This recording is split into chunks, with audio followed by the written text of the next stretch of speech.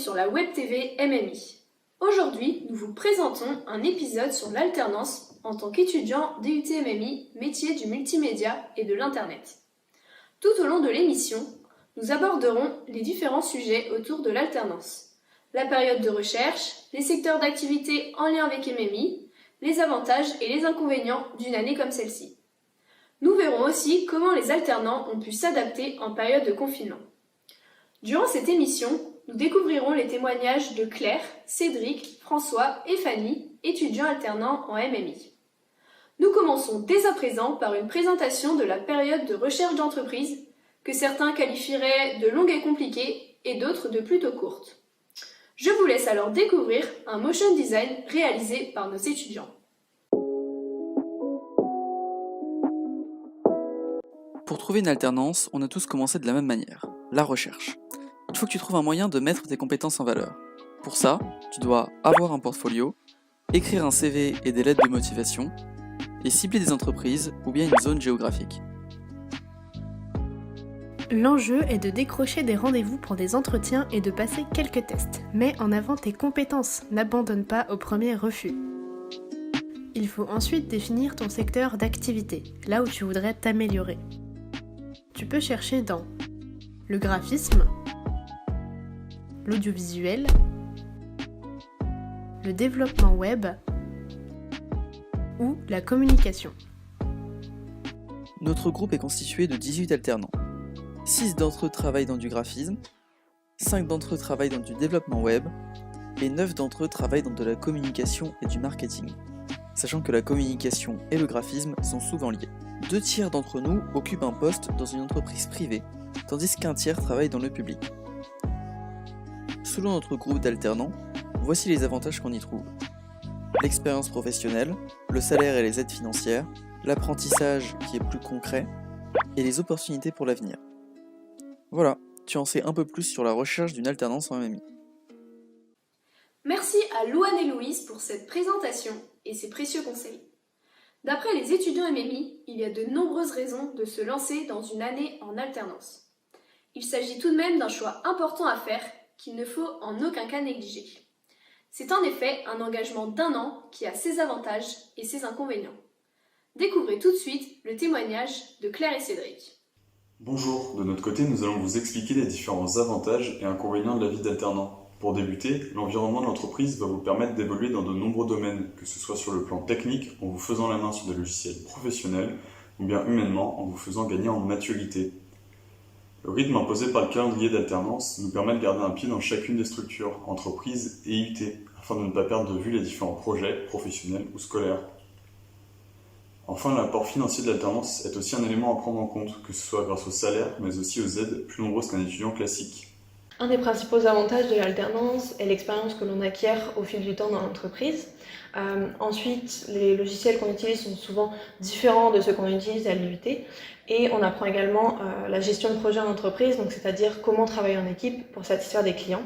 Personnellement, l'alternance m'a été très bénéfique au niveau de mes compétences car j'ai pu apprendre de nouvelles technologies en très peu de temps.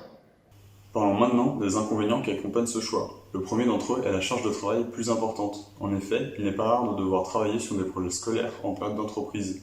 Une organisation stricte est donc de mise. Dans mon cas, j'ai aussi un autre désavantage. En raison de ma position géographique, j'ai été obligé de prendre un deuxième appartement pour mon alternance. Ce qui rebute parfois aussi les étudiants à choisir l'alternance, c'est le fait que les apprentis, au niveau de leur statut, ne sont plus des étudiants mais bien des salariés. Et donc les salariés n'ont que 5 semaines de vacances par an, contrairement aux étudiants classiques qui, eux, ont en moyenne 5 à 6 semaines de vacances par tranche de 10 mois. Personnellement, ce qui a été plus compliqué durant cette année d'alternance, c'était la distance entre mon entreprise et les UT de Laval. Donc j'avais environ toutes les 2 semaines 6 heures de route aller-retour, ce qui rendait en fait le rythme assez chargé. Malgré les inconvénients que présente l'alternance, pour nous, l'alternance reste quand même le meilleur choix à faire pour son parcours scolaire et son parcours professionnel. Donc la question maintenant, c'est est-ce que vous allez vous laisser tenter par l'expérience ? Vous avez maintenant toutes les clés en main pour faire votre choix. Il n'y a plus de secret sur l'alternance en MMI. Vous êtes préparés à tous les cas possibles et envisageables. C'est ce que pensaient les étudiants de cette année, et pourtant, ils n'avaient pas prévu l'arrivée de la crise sanitaire du Covid-19. Cette année, les alternants MMI ont dû faire face au confinement en continuant à travailler chez eux et certains ont été obligés d'arrêter leur activité. Pour terminer cette émission, voici le point de vue de Fanny et François sur le travail confiné des alternants MMI. Bonjour, je suis Fanny, je travaille chez Studit où je fais de l'intégration de ressources pédagogiques pour les éditeurs scolaires, de l'animation et des illustrations. Donc cette année pour télétravailler, ça s'est plutôt bien passé. Mon maître d'alternance est venu chez moi m'apporter mon ordinateur pour que je puisse travailler parce que j'ai pas de matériel assez performant ici. Et pour accéder aux fichiers de travail, on passe par internet pour rejoindre notre serveur. Pour moi, le télétravail se déroule presque comme d'habitude. En fait, la seule différence, c'est que je suis pas au bureau avec mes collègues et que je peux pas leur poser des questions aussi directement que si j'étais à côté d'eux. En fait, on a eu beaucoup de chance que le confinement arrive en fin d'année plutôt qu'en début d'année, parce qu'au moins en fin d'année, on sait utiliser les logiciels que l'entreprise utilise, alors qu'en début d'année, j'aurais pas pu être aussi autonome, j'aurais pas pu réussir à travailler aussi bien qu'aujourd'hui, aussi efficacement qu'aujourd'hui. Et puis c'est vrai qu'étant donné qu'on est à distance, expliquer comment se servir d'un logiciel justement pour travailler correctement, ça devient beaucoup plus compliqué. On est obligé de passer par un partage d'écran, ça marche pas forcément très bien. Donc on n'arrive pas toujours à se comprendre, mais finalement ça se passe plutôt bien pour moi le télétravail. Alors bonjour, moi c'est François et je suis alternant assistant e-communication et web graphiste dans la société ACDeco qui fait de la vente de décoration en ligne. Donc normalement je navigue entre la région parisienne et Laval, et à l'IUT donc. Sauf que avec le coronavirus et le confinement, on n'a plus cours à Laval. Et si je devais aller dans les locaux de mon entreprise, c'est 1 heure de transport par jour que je dois faire. Et donc pour des mesures sanitaires, c'était absolument pas possible à faire. Donc ce que j'ai fait, c'est que j'ai demandé à ma patronne d'effectuer mon travail en télétravail. Donc il n'y a pas eu de souci pour ça. Et donc j'ai pu le faire chez mes parents, à Caen.